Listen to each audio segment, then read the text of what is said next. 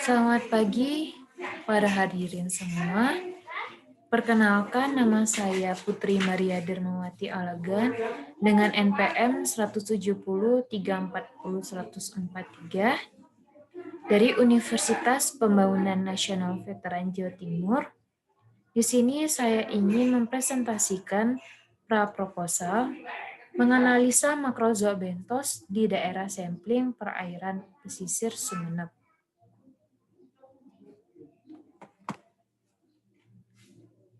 Selamat menyaksikan.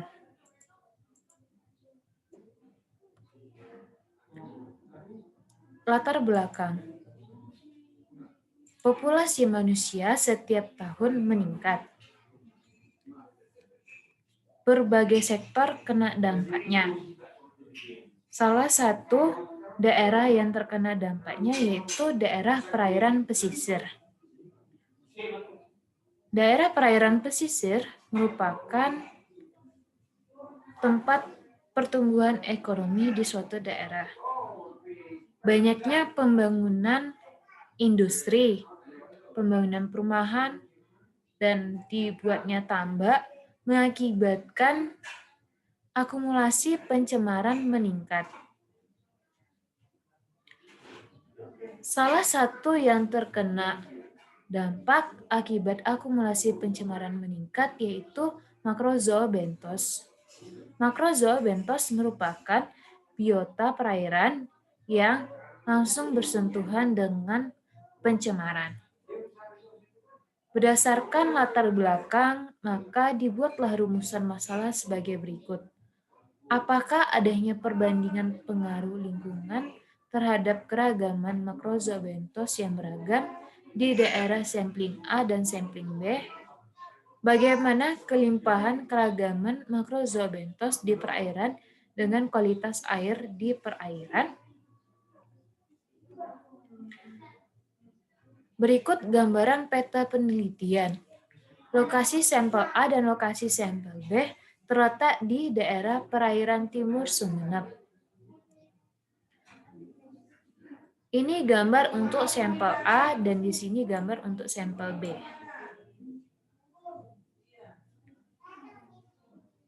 Pengamatan penelitian. Pengamatan penelitian yang dilakukan ada dua.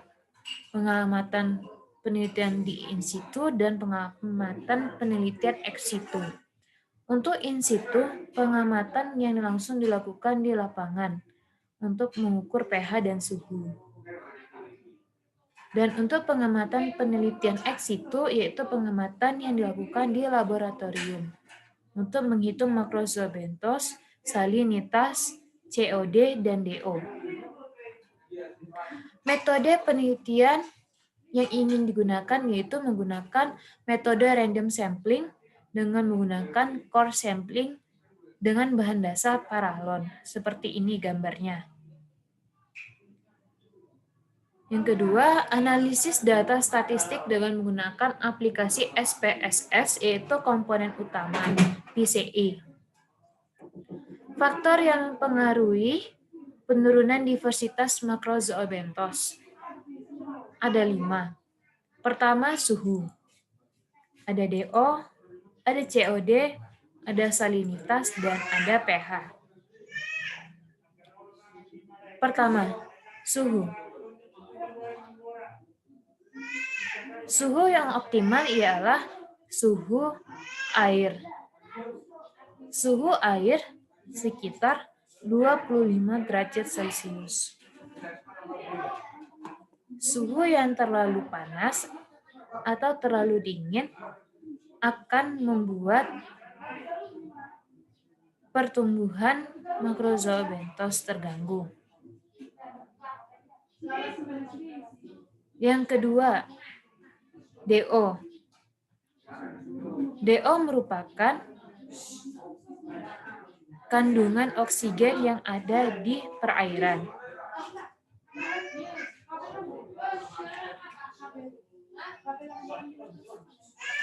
DO merupakan oksigen pelarut yang terdapat di 1 liter air. Oksigen telarut dihasilkan oleh produsen dalam air seperti tumbuhan, ganggang, fitoplankton, dan pertukaran udara di permukaan air. Untuk yang perairan tercemar, kandungan oksigennya sangat rendah. Maka itu mempengaruhi pertumbuhan dari makrozoa karena makrozoa memerlukan oksigen untuk kehidupannya. Yang ketiga, ada COD atau chemical oxygen demand. Itu merupakan kandungan bahan organik dalam perairan.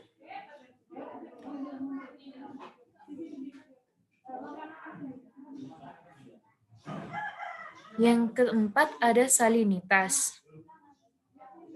Salinitas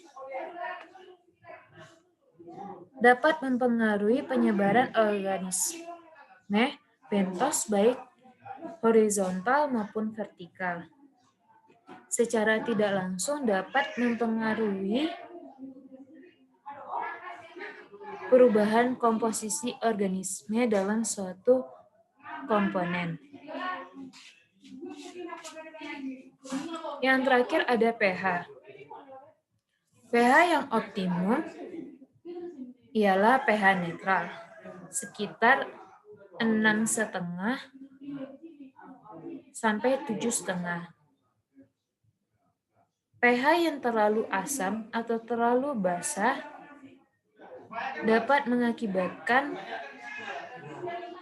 biota tersebut mati atau terganggu. Menentukan kualitas lingkungan ada 3, menggunakan indeks keanekaragaman Shannon-Schweiner, yang kedua indeks dominasi, yang ketiga indeks keseragaman. Bioindikator. Bioindikator merupakan parameter pencemaran yang dapat dilakukan. Bioindikator ada 2, bioindikator hewan dan bioindikator tumbuhan. Yang akan kita gunakan ialah bioindikator hewan, yaitu makrozoa-bentos. Berikut ini contoh-contoh dari makrozoa-bentos. Ada gastropoda, seperti keluarga siput, ada cacing, Oligeta, Crustea, keluarganya kepiting, dan lain-lain. Dapat dilihat di gambar berikut. Sekian dari saya Putri Maria. Terima kasih.